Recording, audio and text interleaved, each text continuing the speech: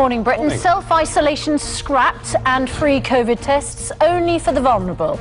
The Prime Minister today announces his plan on how to live with the COVID virus. And as restrictions are set to lift, the Queen vows to carry on after testing positive for COVID. Palace confirms the 95-year-old monarch will continue with light duties.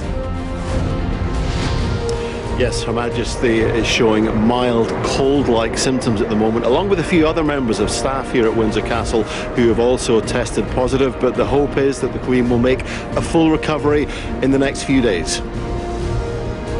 Storm Franklin batters Britain with an amber warning of a danger to life in Northern Ireland and flood warnings threatening much of England, particularly the north. People are warned not to travel as the third huge storm in a week hits the country. Overnight winds have peaked at nearly 90 miles an hour. They'll continue to be strong through the day before easing later on. I'll have all the details of that and more, plus the outlook for the week ahead on Good Morning Britain.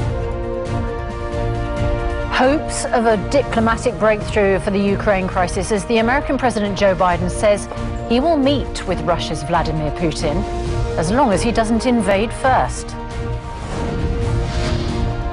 But battlefield markings painted onto tanks and placed on the backpacks of Russian soldiers near the Ukraine border suggest Vladimir Putin might well think the time for talking is now over.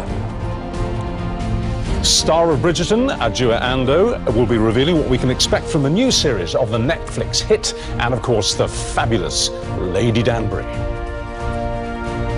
And find out why Jack Dee, one of the grumpiest men in comedy, has turned agony uncle. He's going to be live here with his own unique brand of advice after 8.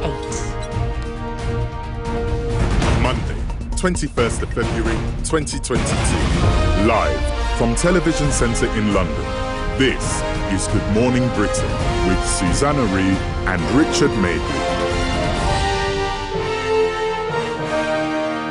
Well, good morning. It's just gone 6 o'clock. Welcome to the programme. Nice to have you back. Thank you very much indeed. I have to say, there's a first time for everything, isn't there, in life? And for the first time in my life on Friday afternoon, I was at Media City up in Salford Quays in Manchester, and the wind switched on. Eunice switched on at about 10 past 12. At 12 o'clock, not a breath of wind. 10 past 12, it was like someone had pulled the lever. And I was walking out of the car park in Media City, which is a windy city at the best of times because of all the high-rise. It's like a wind corridor. It's like a wind. It's like full-on wind tunnel.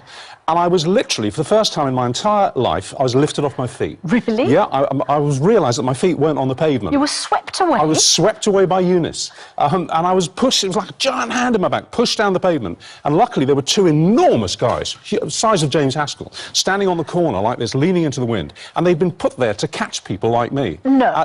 And they caught me in this massive double bear hug, and we kind of struggled for a bit. It must have looked very odd at a distance. And then they dragged me around a corner out of the wind. It was an extraordinary experience. Did anyone capture it on camera? I hope so, but they wouldn't be able to. They'd be up there as well. It was amazing.